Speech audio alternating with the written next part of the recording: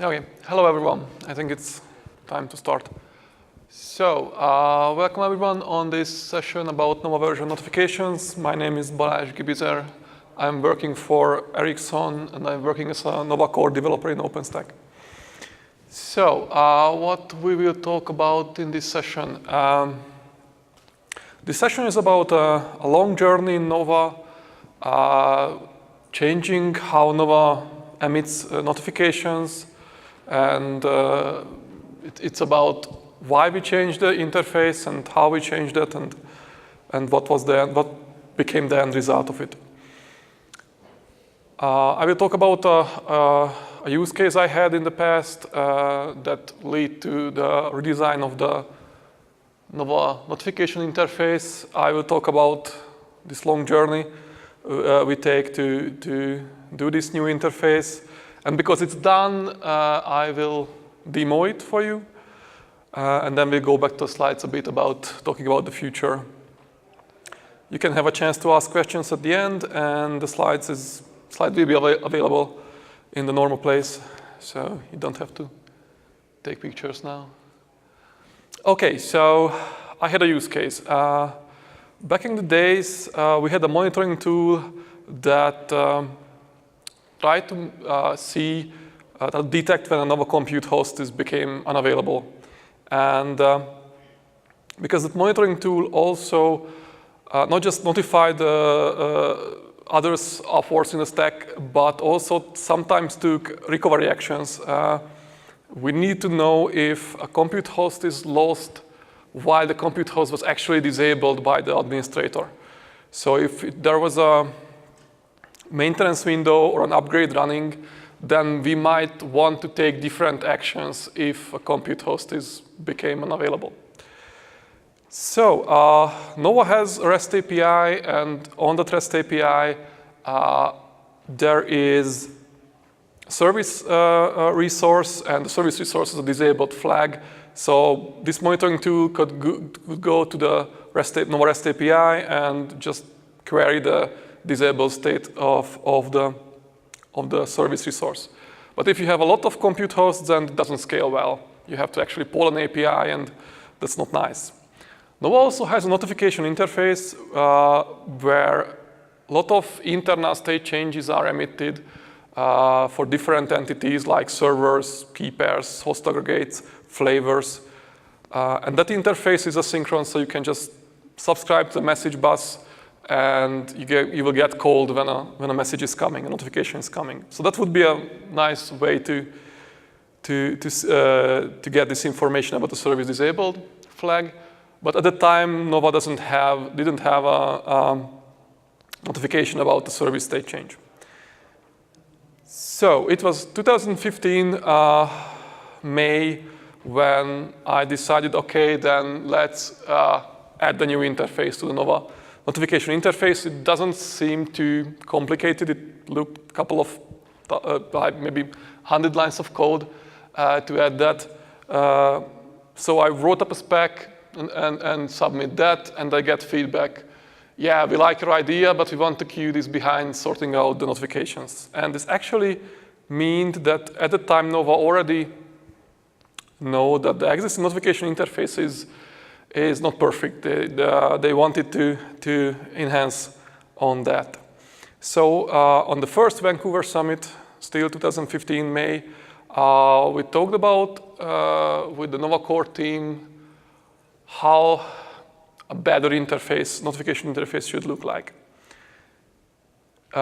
This discussion started based on the facts that we know are the problems we already know about the existing interface. And we agreed on a couple of points, a couple of goals we want to achieve with the new one. First one is it should be documented, because the legacy interface had no real documentation. There was no way to know what notifications Nova emits and when they are emitted and what kind of data is in those notifications, except you go and look into the code, or you run Nova and see what it actually emits. The other thing we agreed on is that the new interface needs to be versioned. The legacy interface simply emitted Nova internal objects as notification messages. So when something changed internally in Nova, that's automatically get reflected in the emitted notification. And there was no way to know that as a consumer, there was no way to know if something new is coming, something is changed. So we agreed that the new interface will have a version for each notification, and we agreed that this version will be a semantic version, so there will be a major and a minor version number. And we plan to use the minor version number to signal backward compatible changes in a way that a well-written notification consumer can actually survive a minor version bump without any code change. So you can still read everything as was before. We just add some new fields you might not get in your parser, but that's okay. Of course, if there is a backward incompatible change, then we'll bump the major version number of a notification. So you will have a way to notice that, okay, something is changed, and you have to most probably change your consumer parser. And the third thing we agreed on is that the new interface needs to be tested. The legacy interface had some unit tests, but there was no real end-to-end testing on that interface. So we actually decided to go to do something similar that Nova already did in the time about the REST API. Nova REST API has sample tests in a Nova functional test environment. Nova stores request samples and response samples, REST API request and response samples, and run in a function test is simply run in a way that Nova test sends in the request sample and expects to get back the response sample. So we wanted to do something similar for notifications as well. Of course, notification is a single direction API, so we won't have request samples, but we can store notification sample files in the Git repo, and we can write the functional test in a way that it triggers some API actions where we know that we expect that there will be notifications coming, and we just assert that the notifications that are coming are the same as stored in the sample file in Git repo. This also gives us gives us sample files in the Git repo that is really good for documentation. So we can take the sample files and generate HTML documentation that lists all the possible notifications Nova can emit. So this was what we agreed on as goals for the new interface. Also, if you take a bit more concrete example, this is a notification. This was how we planned a notification will look like on the message bus in the new interface. If you are familiar with the Oslo messaging notifier interface, then you will notice that this is still compliant with that interface. So the outermost keys are defined what Oslo messaging notifier defines. These are priority, event type, publisher ID, payload, and some others I left out for saving some time on this slide. Where we change things is inside the payload part. The legacy notification simply serialized the Nova internal representation of entities into the payload dictionary. Because we decided that notification should be versioned, we needed to wrap that payload into one extra dictionary, and that's in the next level of the payload. If you are familiar with Oslo versioned object, then this looks very similar to a serialized Oslo versioned object, because it is. It describes a name, object name that is tied back to the implementation. So if you look into the Nova code, then you will find the service status payload class, Python class that defines what the notification will contain. It also defines a version number. This is the version number that is bumped when a new field is added. Then we bump the minor number. And of course, if something is removed or something is changed in a way that it's not easy to parse anymore with the previous parser, then we bump the major version number. So you can see that this actual payload was already changed because it's not 1.0, it's 1.1. So at some point we added a new field to that during the last couple of years. And the real meat is inside the Nova Object Data Dictionary. This is where we send out the fields that contains the notification data. Okay, so we had a plan. This was the plan to do about the new interface. So in 2015 November, in the Tokyo Design Summit, for the Tokyo Design Summit, I wrote up actually two specifications. One for this versioned interface, the framework for the versioned interface, and another for my new notification called service update, based on my original use case. And on the Tokyo Summit, I got this feedback. This is possibly the most detailed spec I have ever read. I really like this proposal. Let's get started. So it was green light. At the time, we already know that this will be a big work to transform all the existing legacy notification to a new framework. But I was able to negotiate with the Nova Core team not to wait for transforming all the notifications before I can add my new notification for my use case. So we agreed that I will do the basic framework for the new interface, and then I can add my new service update notification. And of course, I had to promise not to run away after my service update notification was merged, but I stay here and drive this whole version notification transformation work and be a driver of that. So we had a plan. We got green lighted, so we can do that, implement that plan. So yeah, we just need to implement. Sounds easy. It wasn't that easy. This is a burn chart for the transformation work. On the x-axis, you will see time starting around 2016 summer and somewhere early 2019. And the y-axis, you will see the number of legacy notifications that needs to be transformed to the new interface. The orange area is the remaining work, the normal burn down chart. And on the blue area, we are showing that what are those notifications that has patch proposed in Gerrit waiting for review and actual merge. From this chart, you can see that this was pretty long work and pretty many steps was needed. Altogether, it took 2 years to propose patches for every notification, and it took 2.5 years to merge the whole work. 2.5 years means 5 OpenStack cycles, release cycles. That's a lot. I digged into Git to get some statistics out of this work. There was 24 individual committers contributed to this work. Thank you for that. Some of those are in the room. Thank you. I haven't been able to gather how many reviewers helped reviewing this, but I'm pretty sure it was more than 24. Thank you for that as well. It took 90 commits to get this in, which consists of more than 50,000 lines of code addition to Nova. And altogether, we added 64 new functional tests to cover these changes. So it was a lot. But it was done. So I can show how it works.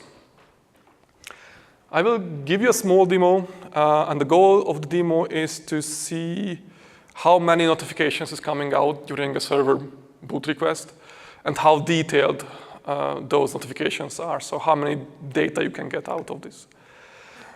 This demo uses a small DevStack environment running on my laptop. It's an all-in-one environment, almost with the default configuration. I will talk the configuration a bit later. And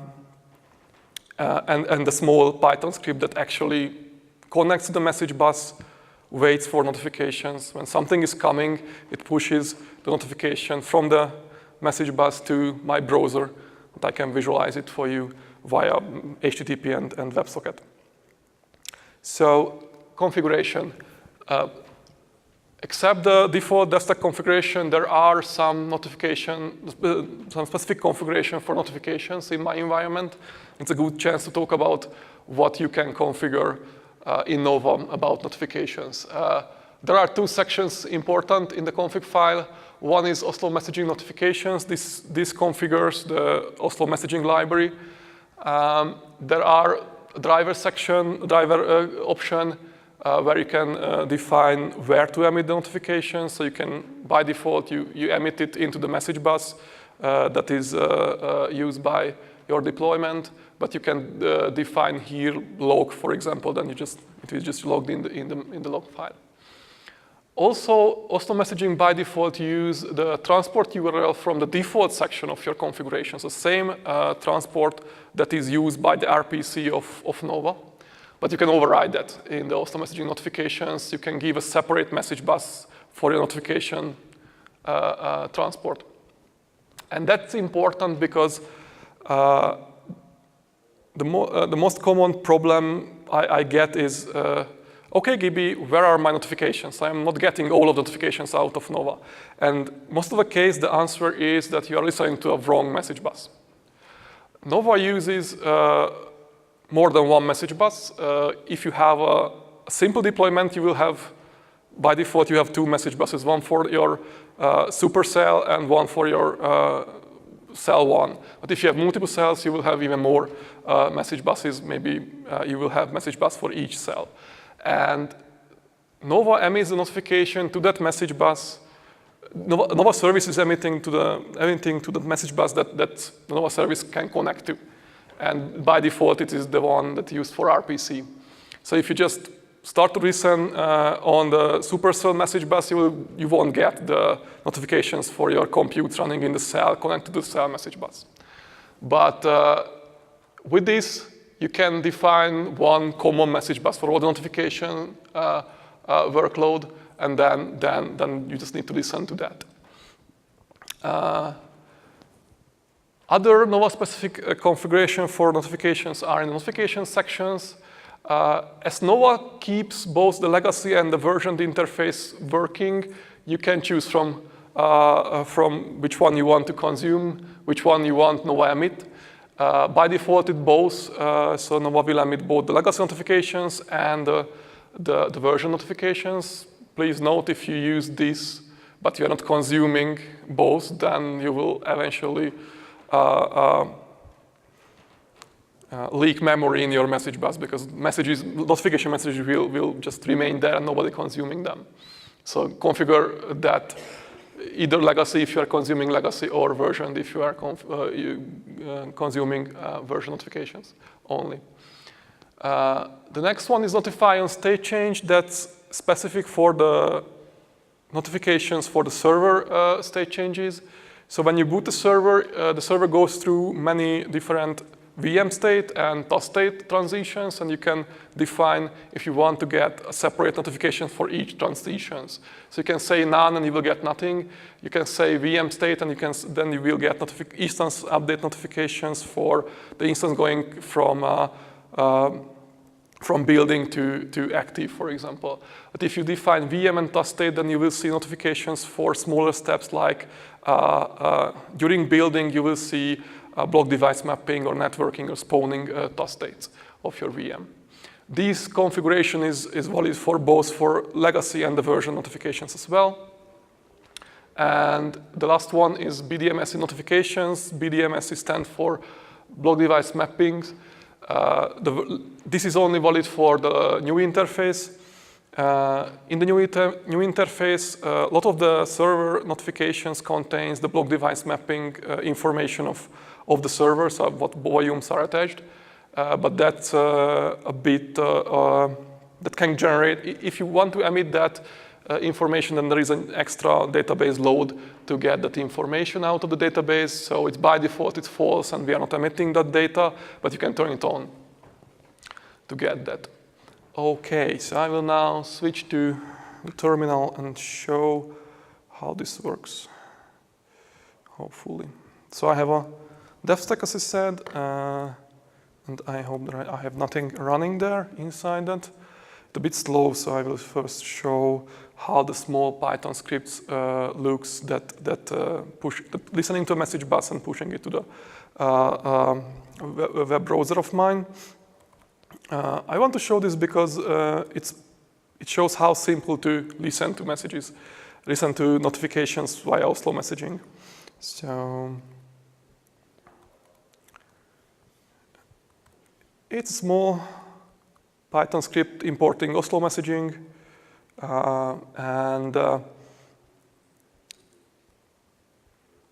it uses the Oslo messaging library to actually connect to a message bus, define which topic on that message bus want to listen. Note that the legacy notifications are emitted to the topic called notifications, and the version notifications are emitted to the topic called version notifications.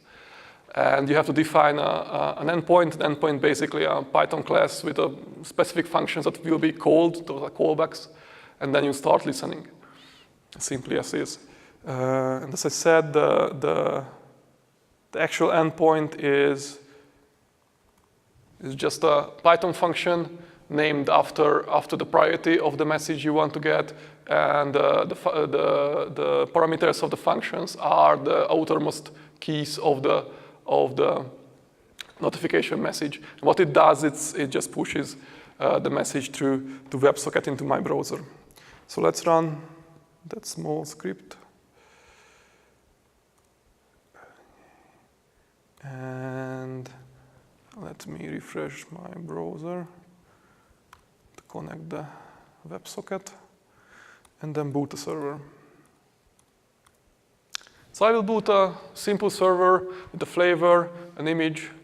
I will request a new block device to be attached, this empty block device to be attached to my VM, and I want to connect it to a network as well. So I just press the button, and we will see notification appearing in my browser, hopefully. Yeah, it's working. So what I did in the visualization, I just pulled out some of the interesting fields of the notifications, and we'll go quickly through what kind of notifications are coming out of Nova. But I also kept the full payload available in this visualization, so we can dig into one notification and see the structure and the data inside. So when you boot a VM, Nova will send out a bunch of notifications. First, it will send out select destination, start and end, meaning that a Nova scheduler was called to find a host for this VM. And then Nova will go through many steps to build your VM. And during those steps, you will get the instance update notifications with a couple of interesting fields like state. Your VM state will be building first, and the power state is pending, of course, and we are just in the scheduling phase. Then as time goes, we will get the instance create start. This is already coming from the Nova Compute service. This is why a bit late in the process. And we're going forward. We already have a host now for the VM because it was successfully scheduled to my single DevStack Ubuntu host. And then we go through those task states I already mentioned. This is just a typo I made. It's proper in the payload we'll see. So it go through first networking. So Nova will talk to Neutron to get the network set up. Then Nova will go to block device mapping, talk to Cinder to get my empty volume attached. And then Nova goes to the Word driver, talking to the hypervisor to spawn the instance eventually. If everything goes well, then your instance eventually go to active state. You will get notification for that as well. And finally, we get the instance create end, that everything finished for this instance creation. If we look into the full payload, then we will see a similar structure that I already showed in the service update. It's just a lot bigger because the server has a lot more data inside. You can notice that the instance create payload structure was changed a lot during the times. We iterated a lot on this at the new fields. And if you look into those, then you will see the IP address field that contains actually 2 items are requested to be attached to a network, but on that network I got 2 IP addresses, an IPv4 and IPv6 address. So I get these in the notifications as well. So you will see that this is the IP address and the MAC address of the interface. Also, you can see the flavor I requested. So you can look at all the data flavor has on the notification. These data are very similar. The structure is also very similar to what the Nova REST API would return, but you don't have to poll the REST API. You just listen to notifications and get notified. There are other interesting solid state. I showed you already the UUID, that's what was created, your display name, your VM. Yeah, the block device mapping I also, because I asked for an empty volume to be attached to my instance, I got a volume. Nova created a volume in Cinder, and you can see the volume ID here, and also you will see where it is attached in the instance. So this shows how many notifications are coming and how detailed are each notifications in Nova. Of course, we can also delete this server.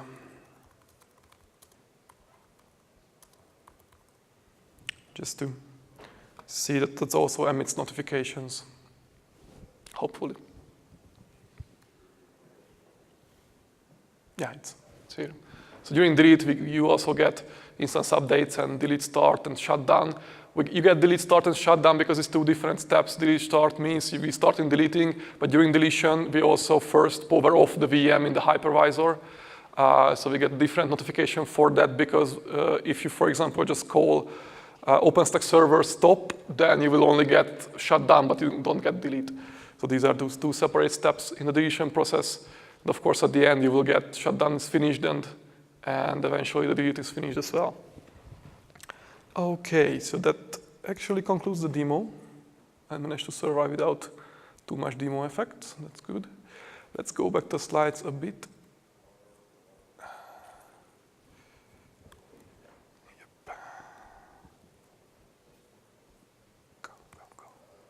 Nope, what I did.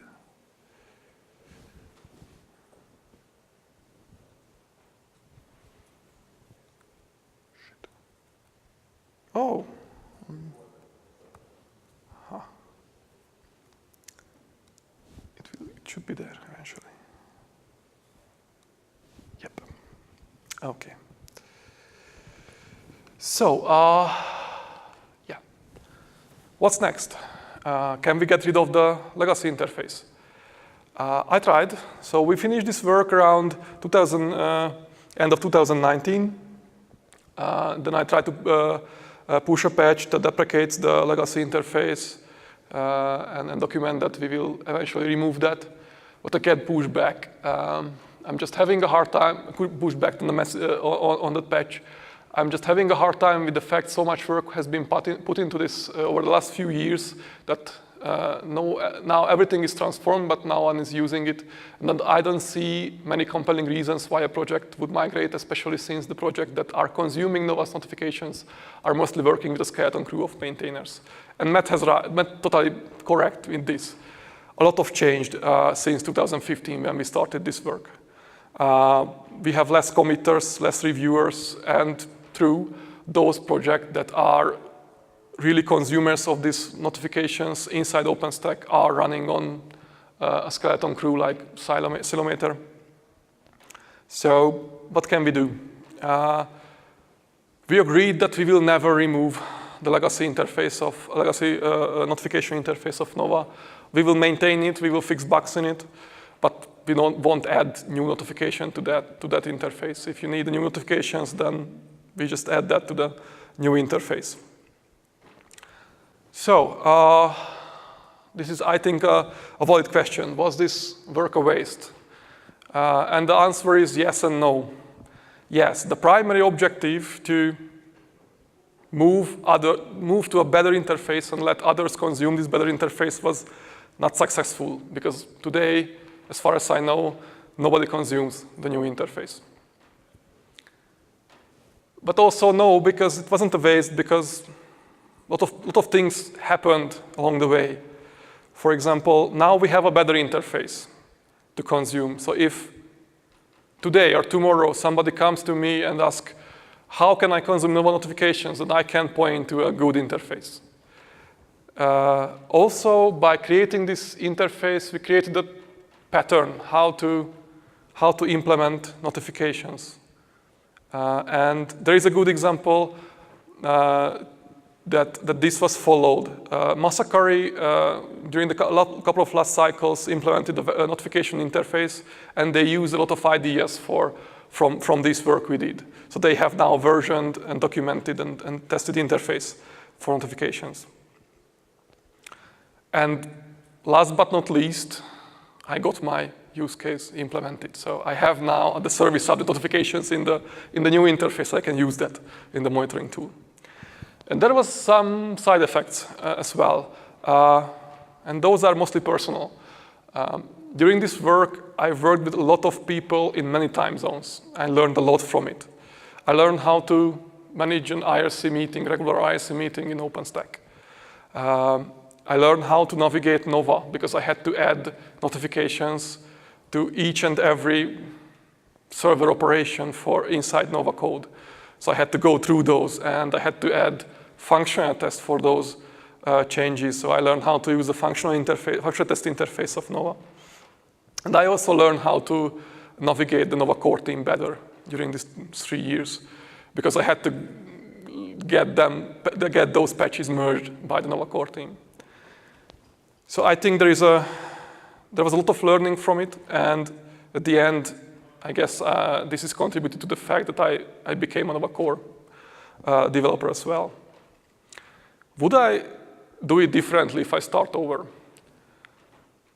If I start over today with today's OpenStack situation regarding the amount of reviewers and committers in different OpenStack projects we have, then I would say no, this work is not reasonable to do again today. But at the time, 2015, everything seemed okay with this work.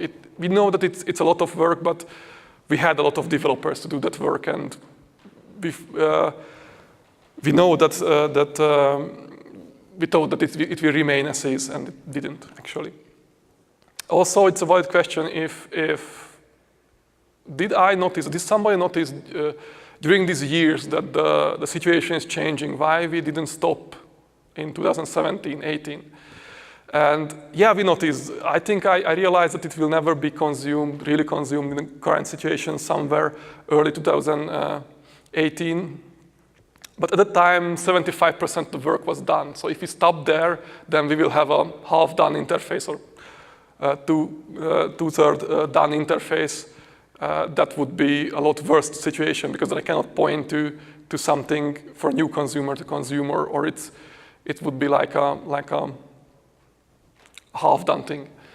And of course, ripping it out would seem bad as well. So I think I thought that okay, I had to finish this through. It had to be done. Okay, I think that concludes the presentation I wanted to show you. There are some links up there, so slides are available here, and the good and nice documentation of the notifications are available. And the small Python script I use for a demo is also up on GitHub, so you can recreate the demo if you want. Thank you for your time, and if you have questions, I'm here to answer. Go. Hi. Hi. My name is Will. I work with Goldman Sachs. Less a question and more a comment. Mm-hmm. Thank you for actually putting this together. Okay. Because of the version notifications, we are building our entire integration of OpenStack off those messages. Oh, cool. Good to know that. Right. We tried the unversioned ones, and it's missing messages at certain stages. So when you have an existing environment and you're trying to pull OpenStack in, you can't just kill everything. So what we have is you build a VM and then you integrate it with our existing DNS services and other infrastructure. So we basically tap into the version notifications and pull out the IP address and name and push it to an external DNS service and so on and so forth. So when we're doing that with inversion messages, you don't get the IP address until like complete end. Okay. So if you try to do more chunks and okay, this step is done, let me fire off another thing. We're listening to those version messages and at least there's documentation. Okay. So I'm like, oh, okay, here I can read here, okay, this is what I want, and send my devs to go do it. So it's sad that I think there's only one new project that's using it, which is Searchlight. Yeah. Right? Probably. So I think keep it around. I think a lot more people actually use it, maybe not necessarily in core OpenStack services, but as people start to integrate it into other services, that's where you would actually do the integration. Okay. Thank you for telling me this. Okay. Any other question? So, I also noticed like Neutron also emits kind of notifications like port created, network created, subnet created. I am not sure if they are version notifications. It would be nice if other projects do that too. Yeah. There are some Neutron folks in the room. They might listen to this.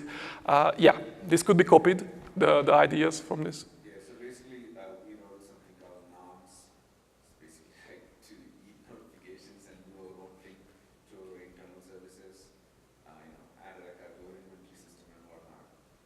That basically consumes notifications, but we also try to consume notifications from Neutron. Mm-hmm.